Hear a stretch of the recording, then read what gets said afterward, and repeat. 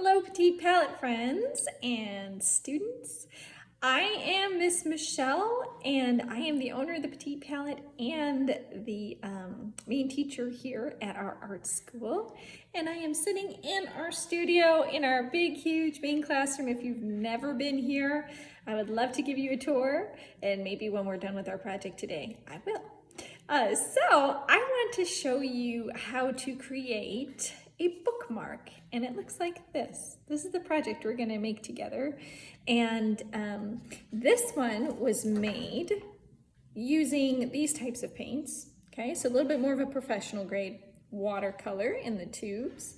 These are really, really nice. They have a nice saturation to them. That's why I like those watercolors. But if you're working from home, which is what this video is for, and you do not have those watercolors at home, then you will be using this, which most people have at home, one of these little Crayola sets. So I just want to paint this together with using our Crayola watercolors and see if we can do it together. Are you excited? We are gonna make that watercolor bookmark that I often use. This is a bookmark that I use a ton because I am an avid reader. I love to read. So you will need watercolor paints, a paintbrush, a paper towel for sure, a Sharpie marker if you have one, or you could just use a Crayola black marker or a pencil if you want. Pencil will work just fine. Maybe some tape. I'm going to teach you a little bit of technique, watercolor technique today too. So a roll of tape. I always have just some scrap of paper laying around too. That helps so that you can see exactly what colors you're making. Also, some sort of tin of water, cup of water. Make sure that if you're using water at home that you ask mom and dad what cup you can use for this, okay? You will also need a nice thick piece of paper, or this is watercolor paper. So if you have watercolor paper at home, this is what you're going to want to use. So this project is really nice because you just need any old piece of paper, any old scrap piece of paper. It doesn't have to be a big piece, just anything that you'd like to make your bookmark out of. So we're going to learn a little bit of a gradation and gradient scale with our watercolors. So let me flip my camera so that you can see the project. And then we'll get started. So here is my workspace. I am a right-handed drawer, painter, illustrator. All of my paint and my brushes and my water tin, they are all on my right-hand side. My paper towel's over here just because I don't have enough space on my right-hand side for you to see everything. But make sure that if you're righty or lefty, your paint is on that side, okay? So here's our paper. I have it laid on a board, and this is just the backing of a notebook. Anything that you want will, or have lying around will work. And then we need a roll of tape, and I want to show you how we get that really nice white border. So you're just gonna take your tape and level it out, thinking about how wide you want that border to be. There's one.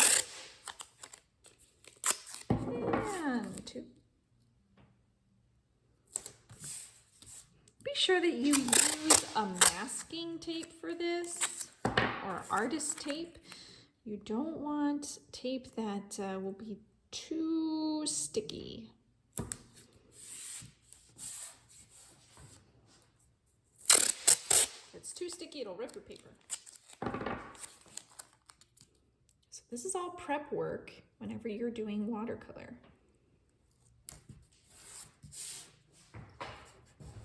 Okay. Make sure it's pressed down really good all around the edges. Alrighty. So, gradient scale. You can choose any color you would like to make your bookmark out of. I think I'm gonna just choose a green because I love green. If you want to do blue, you can do blue, purple, red, any color you want. That's the beauty of this bookmark. I think I'm gonna do a blue-green because that is my favorite color. So first of all, we want to start in the background, which is the lightest color, and then slowly we'll move into some of the darker colors and more saturated colors. So wet your brush in your water. Scoot that over so you can see it a little better. And let's pick up any color that you think you would like. I said I was going to use the blue-green. Okay, you can rub it around here on your palette. So this is what I'm doing, dip and rub. Watercolor's nice because you have to decide on the opacity of the color. So more paint, more water, less water. That's what you need to decide. So if we want a color lighter in watercolor, that means that we need to add more water and less paint. So let's see. So I've got a nice color there. Let's test it out on my paper. Yeah, that's nice. If I want to dull it down, I can add a little bit of its opposite, which is red. So let's see here. I think that's a really nice color. I'm gonna go with that. Okay, so we're gonna do what's called a wash here. And that means that as we go down our paper, we wanna keep this nice and smooth and keep the amount of water and paint the same. See that? Beautiful. Heading down our paper. And kind of come down about halfway.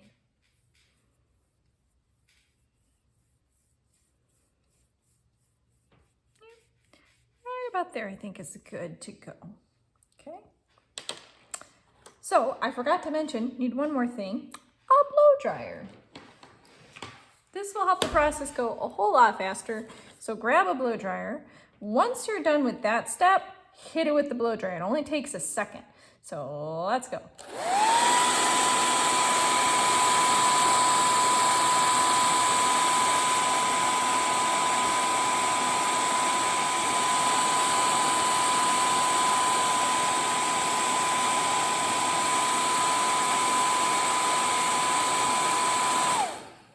Okay, make sure it's dry. And now we're ready for our first hill.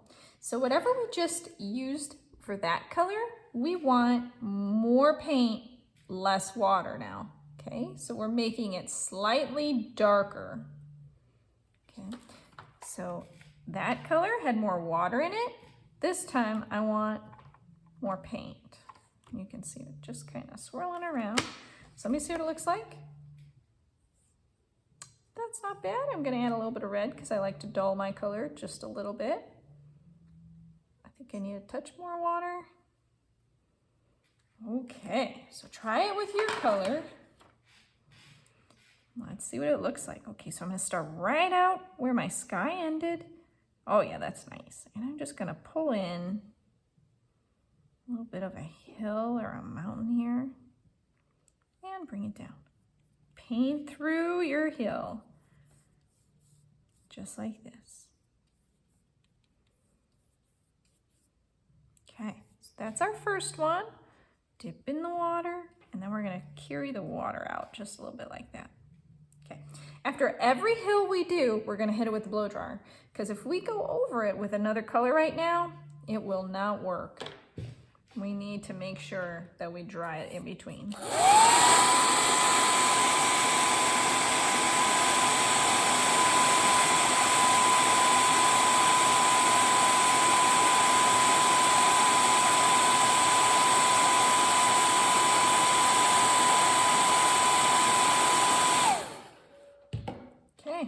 Next color, we need more paint and less water.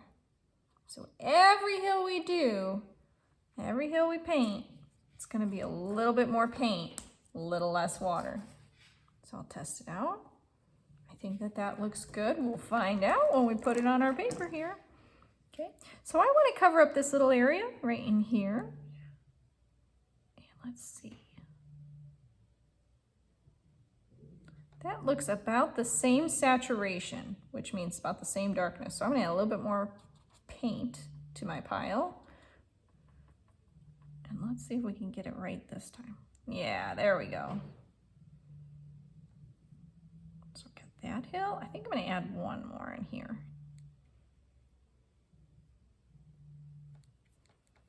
There we go. Fill it in. Any hills you want, anywhere you want them to go. And then add water as you come down. That will help us not have a line right here. We don't want a line there. Okay, blow dry.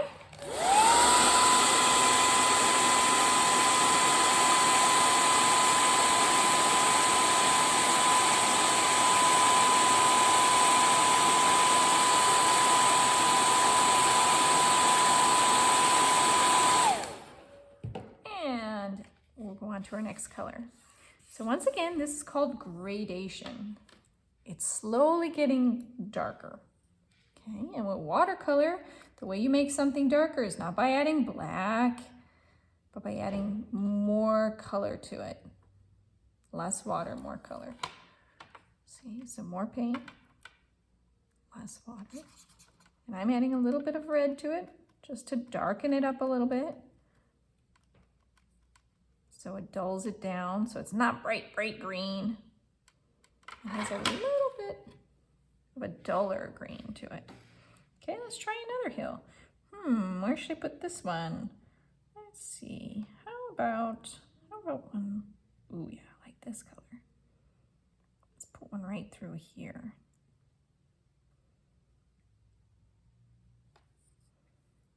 There we are. Fill it in. And remember, a little bit of water. So we keep moving down. Right now we're learning about space. Okay, things that are further away from us appear lighter. Things that are closer to us appear darker and more true of color. So I'm gonna blow dry one more time and then I'm gonna add in one more hill.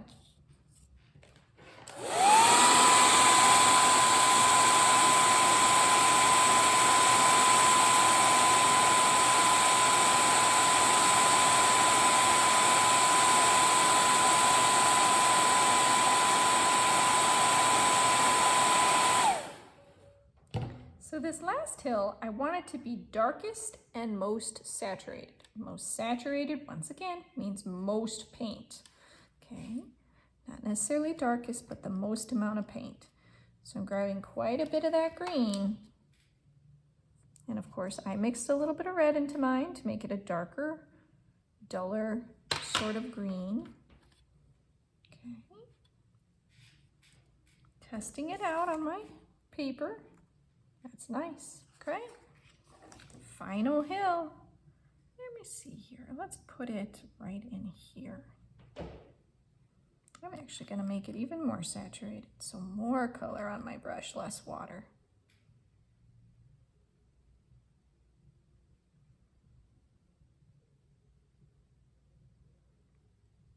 There, that's fun.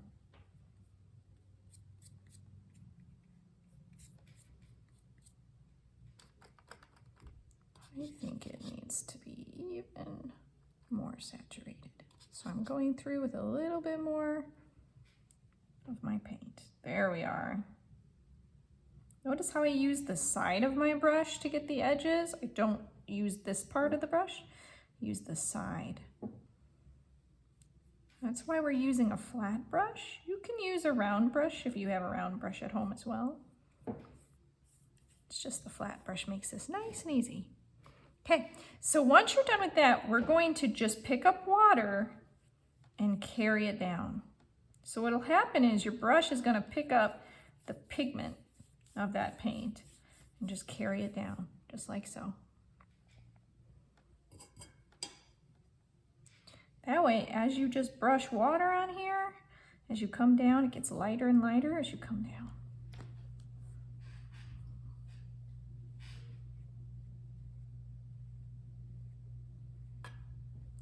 And there we go. Looks like we have mountains and some water. I'm gonna blow dry one more time and then I'm gonna show you how we add in all the little detail work with our marker.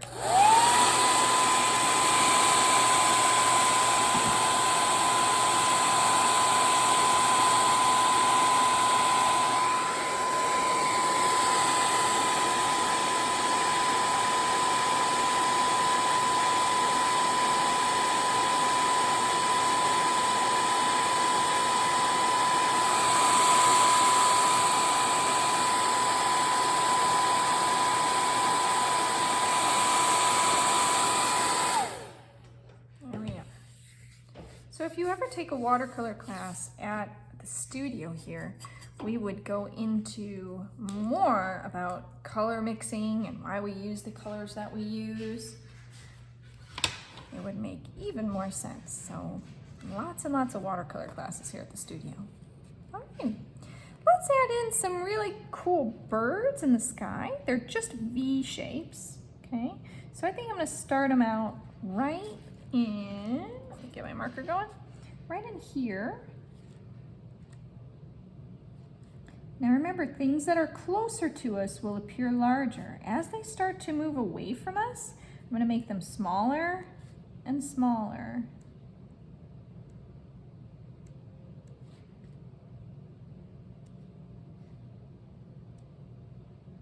Till they're just almost little tiny dots.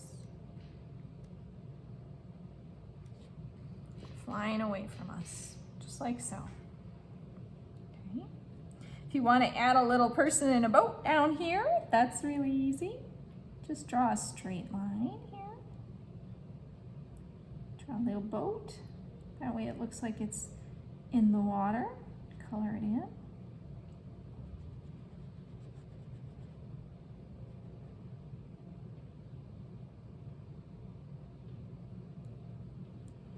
We're going to draw our little persons. They need a tiny head and just a little body here. Very simple. And they're fishing. So we got to draw in the fishing pole and the line. Okay. Just take your time. You can always pause this video and go back if you need to. So once again, we started out with a gradient. So very, very light color up here. That means more water, less paint. And then slowly we add more and more of our paint and less water to whatever paint we're using. That gives us this nice light to dark gradient. And it tells us about space, how far away things are and how close they are to us. So let's take off the tape whenever it's dry. Make sure that you dried it really, really good. Okay, always pull your tape away from your picture. See how I'm pulling it this way? That's away. Okay. Do it gently. That way you don't rip your paper.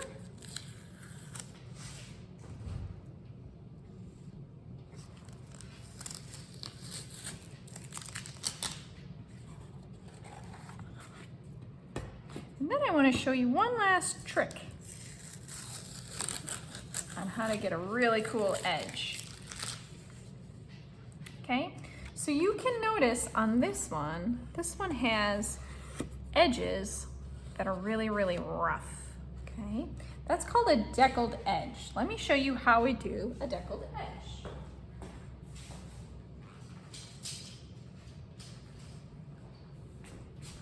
You will need a ruler. Okay, so think about how big you want the little white space around the edge. Oops, I just touched my painting. That's okay. Let me show you the edge. Think about how big of the gap you want of the white paper around your bookmark. Then you're gonna lay your ruler down. I'm gonna move all of this out of the way so you can see it better. So I want it right about there. I'm gonna hold my ruler steady, and then I'm gonna peel this up and off toward the ruler. And now I have a deckled edge. I'm gonna start over here, so ignore my fingerprint.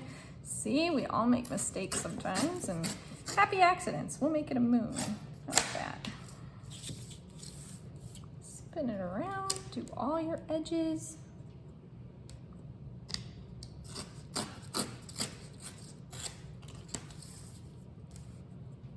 Think about what book you might want to read and keep this in. Do you have a favorite book? Gosh, I would love to know what your favorite book is.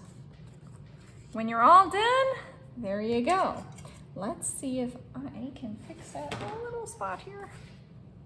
If not, that is okay. It's the nice thing about watercolor. It's pretty forgiving.